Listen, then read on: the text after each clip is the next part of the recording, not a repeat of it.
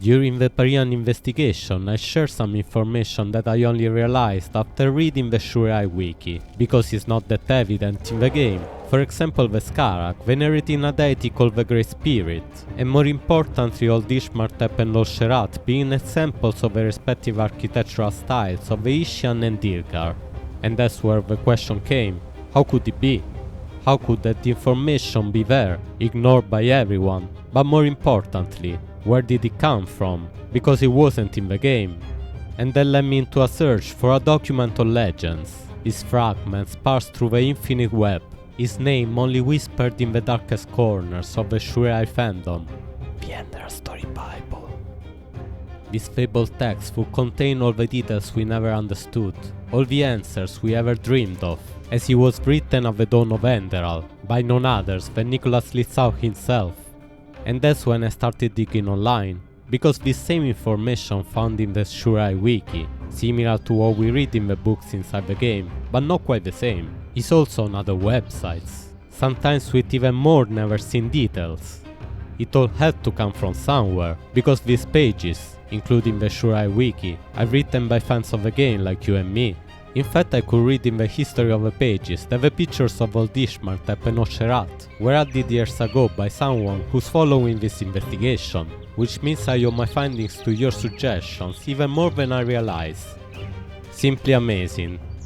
And after figuring out that most of the English content is a partial translation of the German content, that's where I finally found it, in a long forgotten post on the Shurai forum, the Enderal Storybible. What follows is my own translation, since I couldn't find an integral one, and you can also just read it yourself, the link is in description. But beware, what really led me into this search is that some information on the wikis sometimes contradict what we learn in the game, the same page that led me into giving a better look at the architectural styles. That so surprised me to be true when I went and verified, also threw me in a terrible confusion, because it says about the Ishian and Dilgar that at the top of each of the two castes were 3 sun priests, making it sound like the leaders of the Pyreans were 6, or even more, 3 for each caste. That single word, each, meant so much difference, and I had to know where it came from. And what I understood is that the Storybible is the idea of Enderal that was used at the beginning of its development, and the document did not get much update throughout. Also some parts, probably the most revealing, are mentioned but the pages have been cut out. So we won't find the answers, but we do find some answers.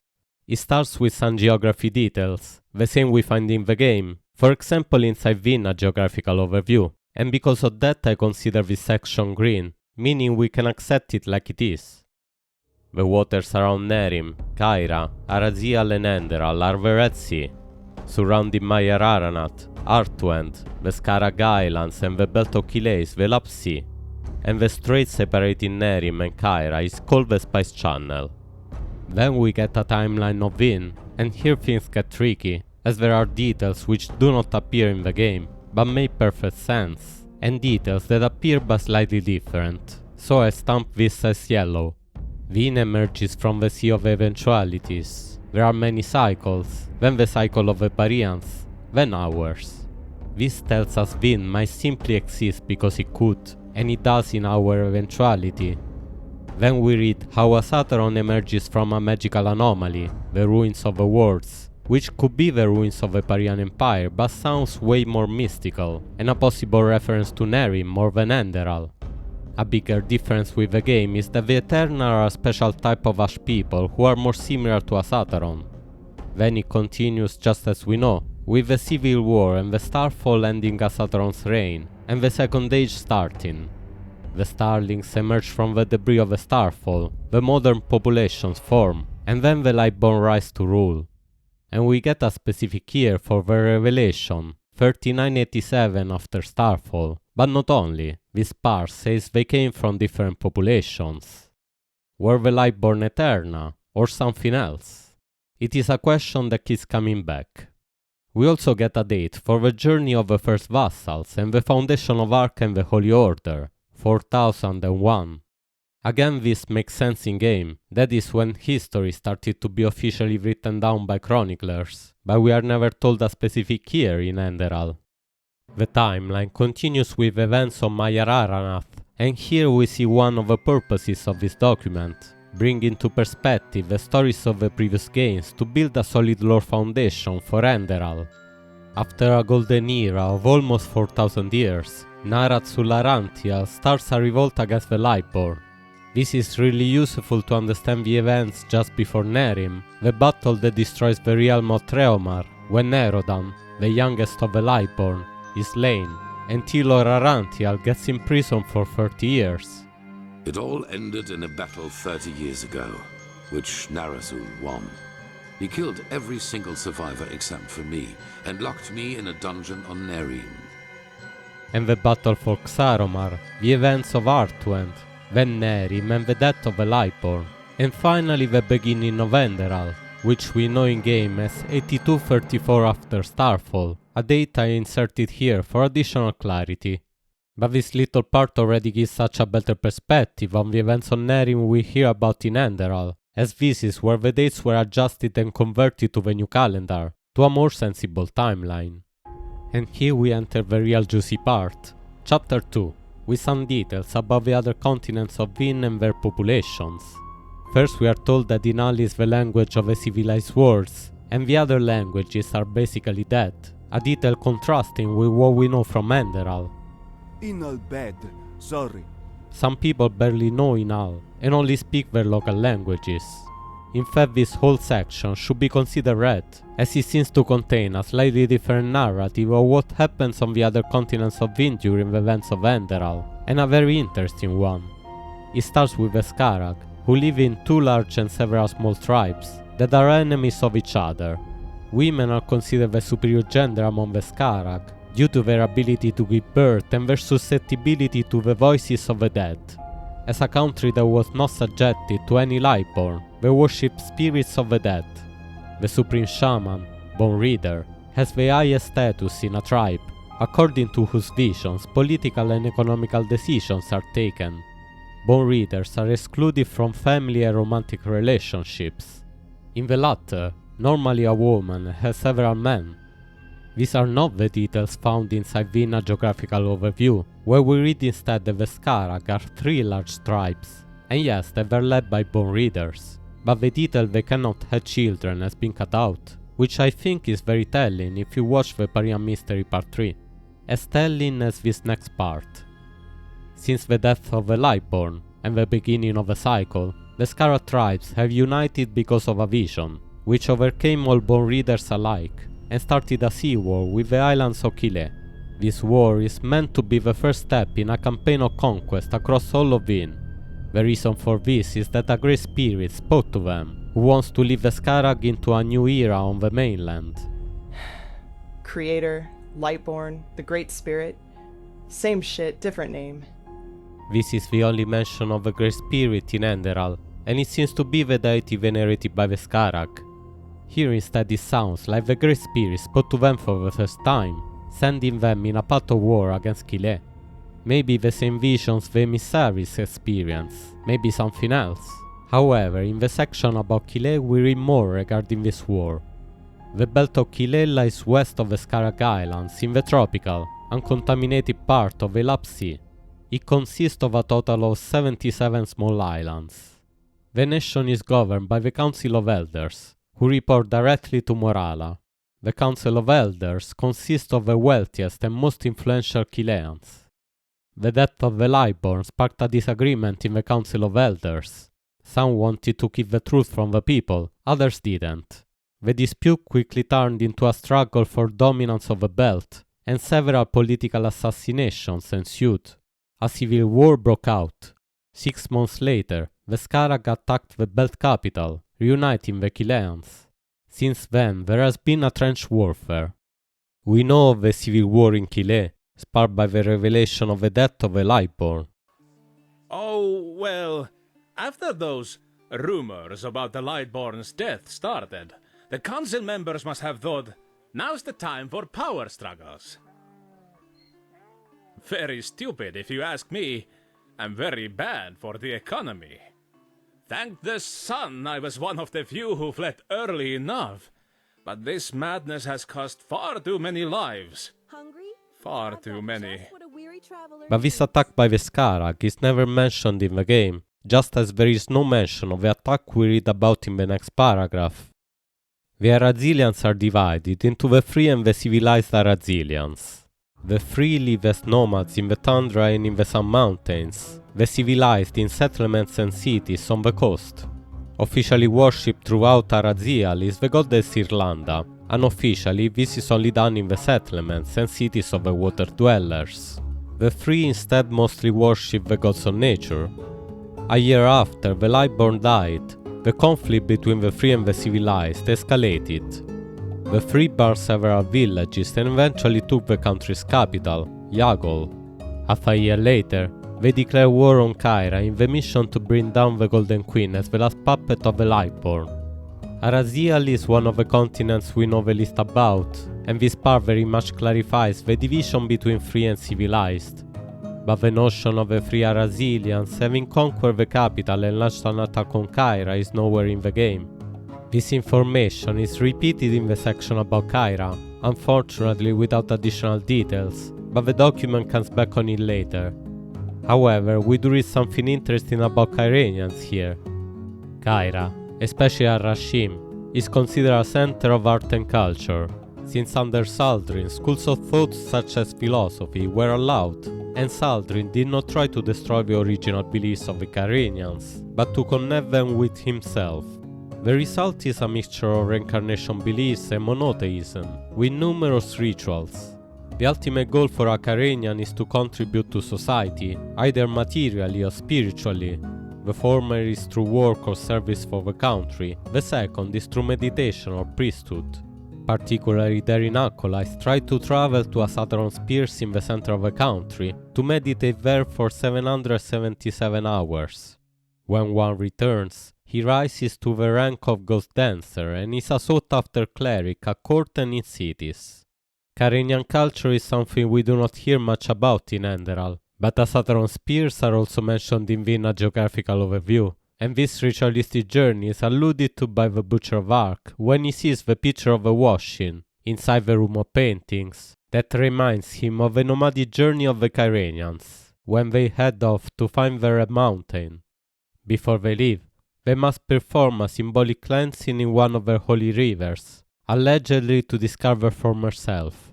After this we have an interesting paragraph on the Night of 1,000 Fires, and how the rebellion in Kyra ended when one of their leaders sent a petrified to kill the others, then the mention of a war against the free Arazilians, ending with an explanation of Kyranian names, with the detail that Sharim, as in Yuslan Sharim, means the one with fire.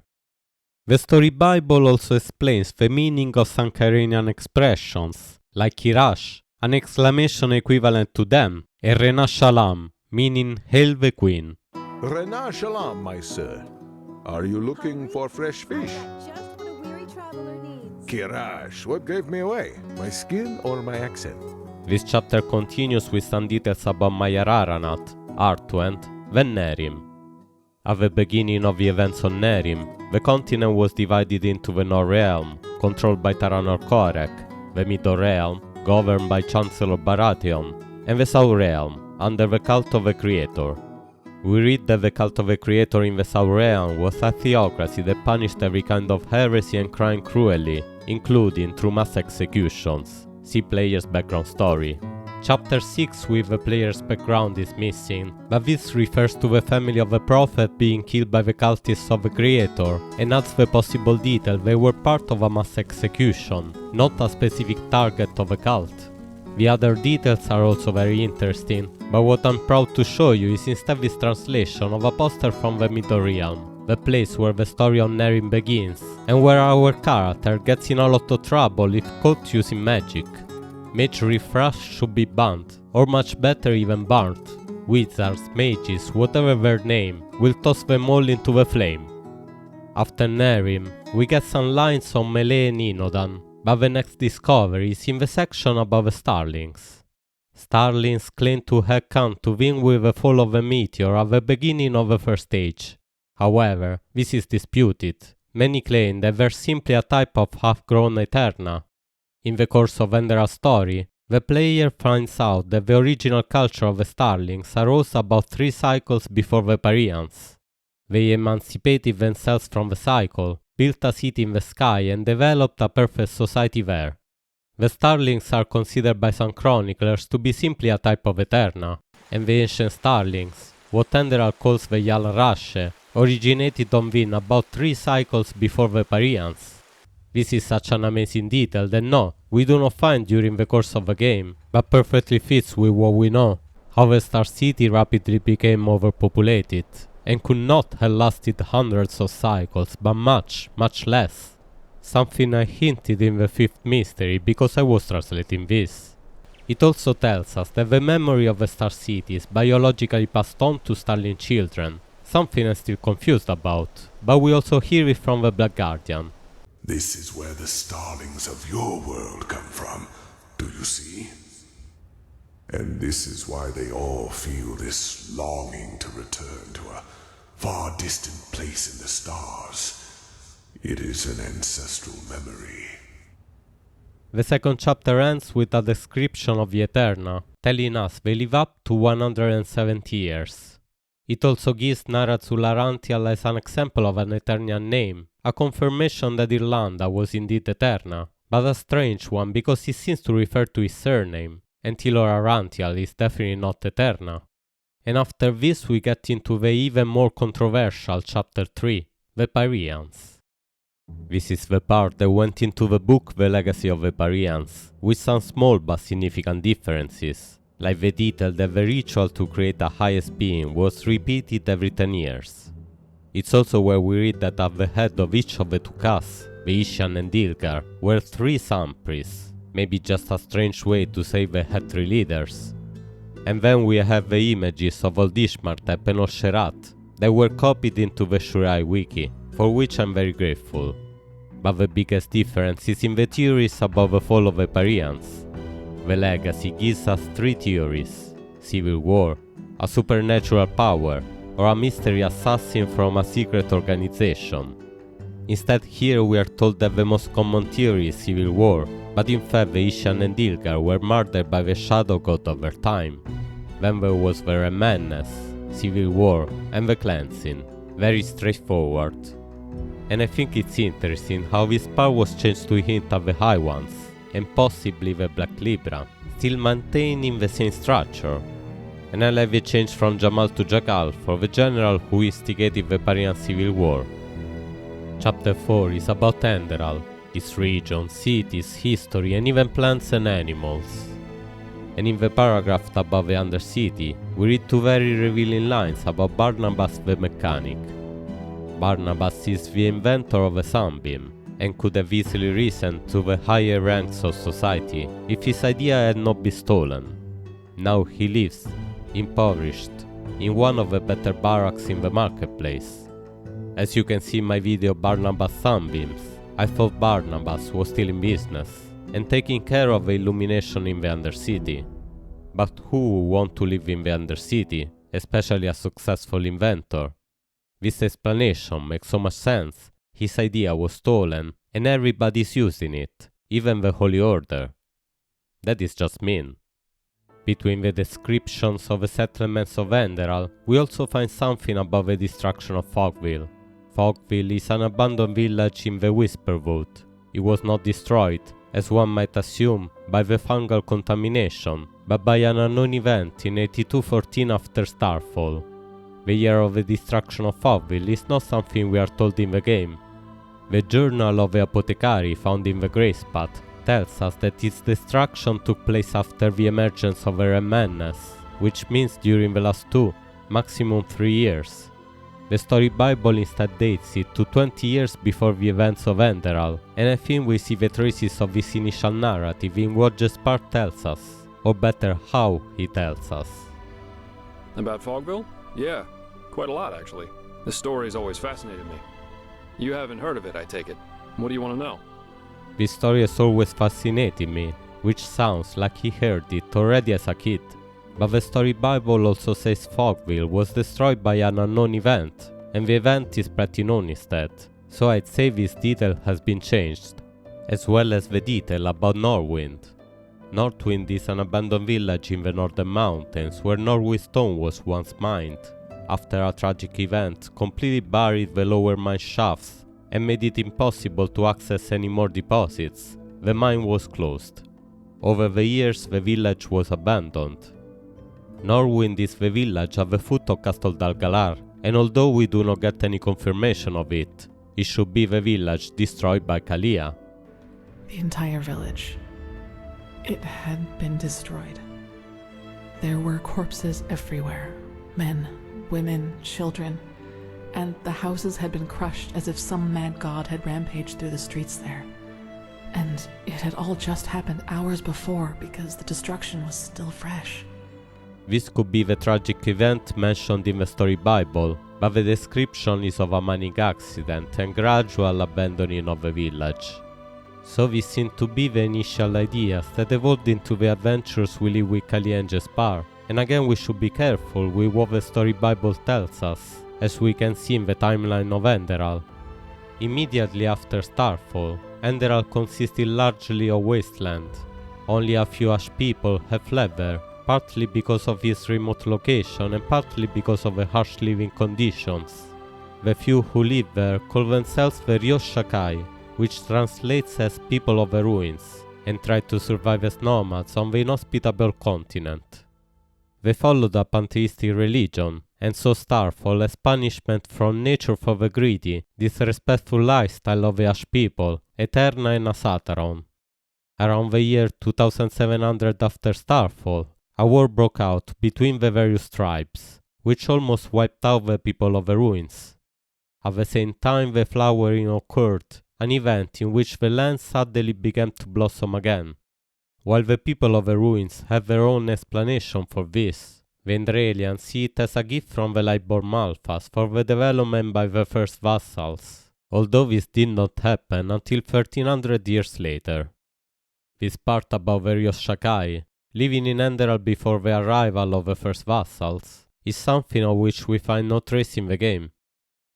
It parallels the narrative of the three Aralzilians living in the wild steppes and venerating the gods of nature, and together with the mention of the flowering shows a possible lore that was never implemented.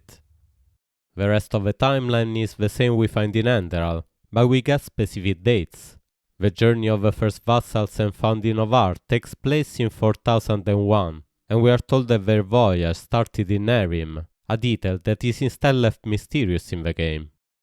The expansion of Talgard and subsequent destruction takes place between 6128 and 6136, and we also read that it was the intention to build a new Sonnentempel, and that is the fortress we visit in Talgard. Then we read about the Blood Moon Revolt incited by Kilana Hammerblow, ending with the massacre in the Dark Valley in 7228 after Starfall. That corresponds with what we learn in the game, as Kilana's soul can be found inside Castle Blickstar, the last stand of the revolt, but the years do not. Well, I'm not a chronicler, but there was this riot in Ark, somewhere around 7288. It was led by a woman from the Undercity, Kilana Hammerfist, and she and her rebels had their camp in that valley. In 7290, the Order wiped them out.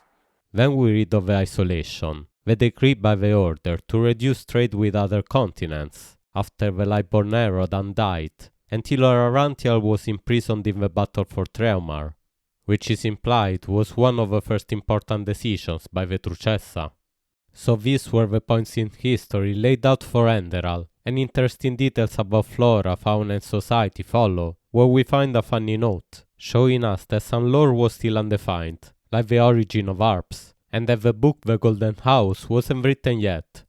The chapter continues with more information on important historical characters.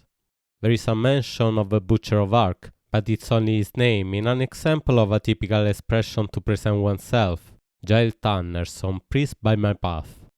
Then we read of Ralael Goldenthroat, the bard that composed the Last Sunset and the Song of the Aged Man, and whose musical instruments are exposed at the Museum of Ark, a nice little touch for world building. But what solved for me a small mystery is the next paragraph. Ines Dineja was the leader of the Bloodmoon revolt. As a small stocky woman, she did not fit the stereotype of a warrior, but she was known for her fiery speeches and explosive temperament. Dineja was the daughter of an eremist and an Enderalian. At the age of 15, her father, Vostin Dineja, died in an accident in the tar pit of the Undercity, and her mother then took her own life. It is said that this event awakened her revolutionary spirit. She then became active in several underground movements, and quickly made a name for herself through her hot-bloodedness and commitment. With her oratorical talent, she quickly took on the role of an organizer and founded the movement that would later lead to the Bloodmoon revolt. Dineja is still seen by many underground movements as an icon of freedom and justice, although her worship is publicly forbidden. Who are Ines and Vostin Dineja? Inside the tar pit, next to the entrance of Old Isolon, we find a tombstone for Vostin Dineja with the inscription: "Here rests Vostin Dineja, father of Ines. We never forgot you. The blood moon is shining brightly in the sky." So the story is important, and finally reading it in the Storybible made me realize Ines Dineja is just the old name for Kilana Hammerblow, the leader of the Bloodmoon revolt. That was changed only later in development, and that we also find as Kilana Hammerfist, Hammerstrike, and Hammerschlag. Then we have some information on Lauren Waterblade, and the dates were incorrect here, so I copied them from the Shurai wiki. And while I don't know where the year of birth comes from, the year of death is the same as Kilana, indicating that he died during the Bloodmoon revolt, which is confirmed by Commander Eren. He fell in the Battle of the Dark Valley during the Blood Moon riots. A great loss for the Order, but his heritage remains. And here we read that he died fighting the Black Nine, which I think is the group of brigands mentioned in the story of the Dark Keeper, and which was indeed a splinter of Kilana's movement. There is also a detail, never heard in the game, throwing quite the shade on the royal figure of a legendary keeper. And so we get to a very instructive part about the factions of Enderal, starting with the Holy Order. And there is the graph showing us the hierarchy of the Sonnentempel, the division in sigils, sometimes called signets in the game, but also what is really part of the Order and what not. But the graph was a bit confusing, with some overlapping and missing links, and the tribunal might actually be at a lower level, the same as the second sigil, so consider this a reconstruction. It starts on top with Malphas, of course, under whom we have the Grandmaster and the Truchessa, the only members of the fourth sigil. At the first sigil there are the Archmagister, controlling the intelligence division, and the sigil leader, at the head of the military. This corresponds in the game to Archmagister Lexil Meragil, who controls the arcane division, and Signet leader Jorek Partar. Jorek is at the top of both the Keepers, part of the Order, and the army, which is subordinate to the Order but not a part of it. This means that Leora Eren, commander of the army, is directly under Jorek, and she is in turn responsible for the city guard as well. Above the tribunal and the clergy, they are also subject to the Order but not a part of it. And I think we never meet any of the ambassadors of the tribunal, we only hear Ojespar's father, but this graph pushed me to look into the High Priest of the clergy, and it's actually a character walking around the Sonnentempel, High Mother Akawia. Walk blessed. I never noticed her purple robes, different from all others, and her title of course. Greetings. And while looking into her, I found this scary undead model of Akawia, which makes me suspect there was originally a bigger role in the plans for the High Mother. And now I also understand that the aspirants around Dark are part of the clergy, in their path to become priests and be assigned to a specific temple, like Father Vildas is assigned to Riverville, Father Ayakamaton to the Farmer's Coast, and Father Talgin Torrental to Ark. The chapter continues with descriptions of the other factions, and we read that originally Veralata was a Kyrenian organization brought to Enderal by immigrants, not something created by the father, and that their slogan was Sharin Ralata, meaning something like rise from the ashes. Ralata Shera means the variety of things. See the Ralata. I see the Ralata. The Ralata knows. Take your pick. There is also a detail about the petrified, the mysterious mercenaries from Melee, that all of their members have their tongues removed. That does not correspond to the game, because we hear them talking. Savakurem Alex! Brass. Then we get into a thorough explanation of the working of magic in the World of Vyn. Approximately 1 in 100 people, starlings and none, born on Vyn have the gift of magic. With Eterna, it is 3 in 50. Magic can theoretically lie dormant in the body until the last year of life, or emerge from the day of birth. Life-threatening situations increase the chance of an outburst. And I'll let you read about the rest, which is very interesting and all in line with what we learn in Enderal, and jump to chapter 5, current events. In 8234, an unknown person killed all 6 remaining Lightborn in a battle on Autenrieth. It is believed that he was closely linked to the rebel Narazularantial. This is naturally the Shadowborn on Nerim, but the year 8234 is used in-game for the beginning of Enderal, which should happen about 2 years after the death of a Lightborn. An event plunging Vyn into the last phase of the cycle, with various repercussions. Shortly after the death of a Lightborn, several wars broke out around the world, partly as a result of this, partly for other, unknown reasons. Skarak. The wild Arazilians gathered together, took over the Arazilian cities and declared war on Kyra. The Skaras sailed against Kile following their vision, and the South Realm of the Neremis fought a battle with their united Middle and North Realm. This last war ended 1.5 years after it broke out, in favor of the North Realm, and Nerim was reunited under the flag of the Free People. Since then, Taranor of Black Korek, military leader of the Free People, had all the old places of veneration of the Lightborn and the Creator burned down, and keepers or priests stationed on Nerim executed. The Skara tribes reunite and move war on Kile.